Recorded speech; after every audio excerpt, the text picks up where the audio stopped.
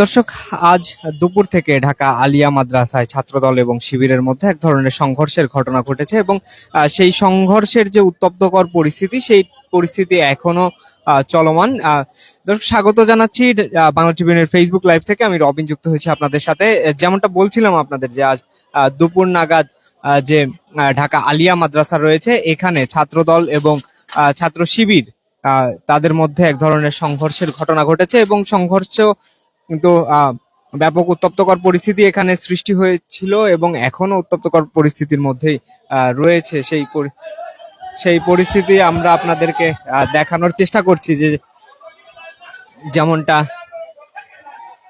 যেমনটা দেখ যেমনটা দেখতে পাচ্ছেন, যে কিছুক্ষণ পরপরই এখানে এক ধরনের উত্তপ্তকর পরিস্থিতির সৃষ্টি হচ্ছে। এখানে যারা রয়েছেন তারা এখানে এগিয়ে যাচ্ছেন এবং সব মিলিয়ে বলা যায় যে এক ধরনের উত্তপ্তকর পরিস্থিতি এখানে সৃষ্টি হয়েছে। এবং এই যে উত্তপ্তকর পরিস্থিতি, এটি দুপুর থেকে চলছে এবং শুধু আলিয়া মাদ্রাসা নয়, আমরা বেশ কিছু জায়গায় খবর পেয়েছি যে এখানে এক ধরনের উত্তপ্তকর পরিস্থিতি বিরাজ করছে ছাত্র শিবির এবং ছাত্র দলের মধ্যে। এবং এখানে কিছুক্ষণ আগে ছাত্র শিবিরের একজন ব্রিফিং করছিলেন এবং তিনি জানাচ্ছিলেন যে এখানে এখানে আসলে যে হলগুলো রয়েছে, হলগুলোতে তিনি দাবি করছিলেন যে হলগুলোতে বহিরাগত ছিল, অনেকে ছাত্র দলের বহিরাগত সদস্যরা ছিল এবং তার পরবর্তীতে কিন্তু সেই বহিরাগত থাকা নিয়ে এক ধরনের ঝামেলার সূত্রপাত হয় এবং পরবর্তীতে হলের ভেতরে ভাঙচুর এবং হলের ভেতর থেকে ল্যাপটপ সহ বেশ কিছু জিনিসপাতি ভাঙচুর এবং চুরির বিষয়েও কিন্তু বলেছিলেন যিনি ছাত্র শিবিরের যিনি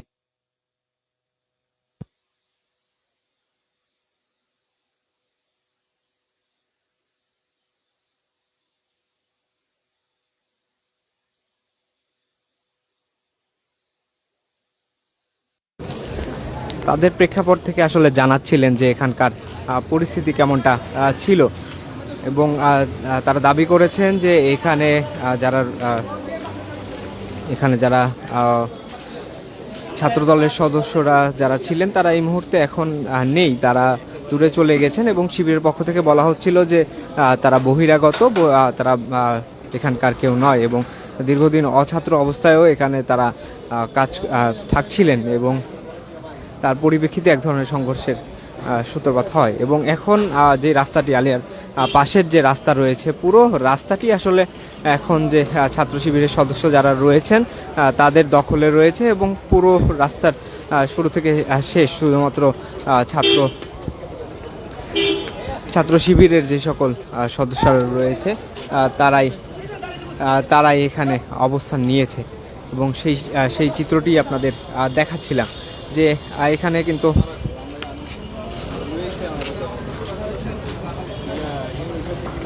এখন বলা যায় যে পুরো রাস্তাটি ছাত্র শিবিরের নিয়ন্ত্রণে রয়েছে এবং তারাই এখন রাস্তাটি নিয়ন্ত্রণ করছেন এবং রাস্তার শুরু এবং মাঝখান সব জায়গায় কিন্তু তারাই অবস্থান নিয়েছেন। এবং আমরা ছাত্র দলের কাউকে এখন পর্যন্ত দেখতে পাইনি। তারা আসলে এখানে উত্তেজনাকর পরিস্থিতি হওয়ার পরে এই যে আলিয়ার পাশের রাস্তা, সেখান দিয়ে চলে গিয়েছে।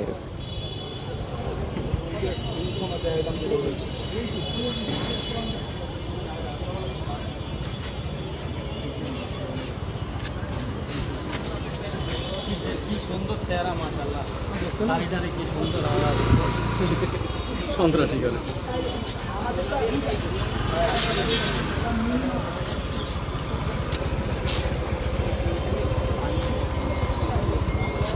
এবং যেমনটা দেখতে পাচ্ছেন, এখানে কিন্তু এখনো যে ভাঙা ইট থেকে শুরু করে, অর্থাৎ যে হামলার যে ঘটনা এবং যে উত্তেজনাকর পরিস্থিতির ঘটনা, তার সম্পূর্ণ চিত্রই এখানে আপনারা দেখতে পাবেন। যে ইট থেকে শুরু করে এখানে ইট পাটকেল ছোড়া থেকে সব ধরনের পরিস্থিতি এখানে চলেছে। যেমন রাস্তার চিত্রটা দেখলে আপনারা আসলে বুঝতে পারবেন যে এখানে কি ধরনের ধ্বংসযজ্ঞ চলেছে। এবং হলের ভেতরে আমরা প্রবেশ করতে পারছি না। এখানেও আসলে হলের ভেতরের যে চিত্র সেটা অত্যন্ত ভয়াবহ। এখানে কিন্তু হলের ভেতরেও এক ধরনের ভাঙচুরের খবর আমরা পেয়েছি যে হলের ভেতরে ভাঙচুর হয়েছে, কিন্তু আমরা আসলে হলের ভেতরে প্রবেশ করতে পারছি না। আমরা বাইরের যে রাস্তা সেখানে দেখাচ্ছি, এবং পুরো এখন উত্তেজনাকর পরিস্থিতি বিরাজ করছে, কিন্তু এখন শুধুমাত্র ছাত্রদলের যে সদস্যরা তারা এখন এই রাস্তা ছেড়েছেন, এবং পুরো জায়গাটি এক ধরনের ছাত্র শিবিরের যে দখল, এবং পুলিশের বিপুল পরিমাণ সদস্যদেরকে আমরা দেখেছি যে পুলিশের সদস্যরা তারা এখানে আসছেন এবং ভিতরে কেউ অবস্থান নিয়েছেন কিনা এই ধরনের যাচাই বাছাই পুলিশ করছেন।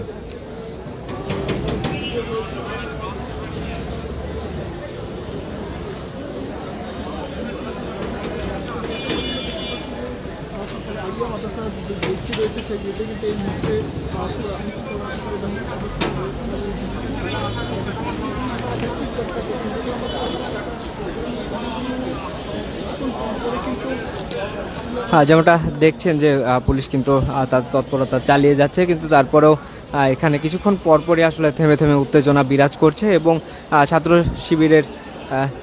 ছাত্র শিবিরের যে নেতাকর্মীরা তারা এই যে রাস্তা আলিয়ার যে সামনের রাস্তাটি রয়েছে এই রাস্তায় আসলে অবস্থান নিয়েছে, এবং পুরোটাই আসলে তাদের দখলে এখন রয়েছে, এবং তারা রাস্তাটি নিয়ন্ত্রণ করছেন, এবং ছাত্রদলের পক্ষ থেকে যাতে কোনো ধরনের হামলা বা পাল্টা হামলা না হয় সেটি তারা প্রতিরোধ করার জন্য লাঠি সোঁটা হাতে এখানে দাঁড়িয়ে রয়েছেন, এবং প্রত্যেকের হাতে এখানে লাঠি সোঁটা রয়েছে, এবং আমরা পাইপ দেখতে পেরেছি যে তারা এগুলো নিয়ে রাস্তায় টহল দিচ্ছেন বা মহড়া দিচ্ছেন।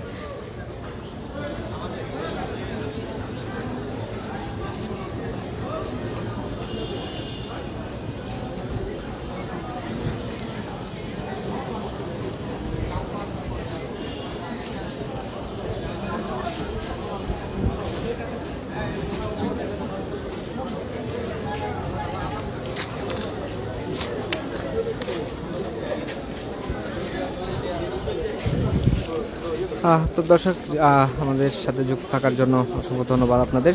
এই ছিল ঢাকা আলিয়ার সর্বশেষ পরিস্থিতি। যে কোনো খবর সবার আগে পেতে যুক্ত থাকুন বাংলা ট্রিবিউনের ফেসবুক লাইভে।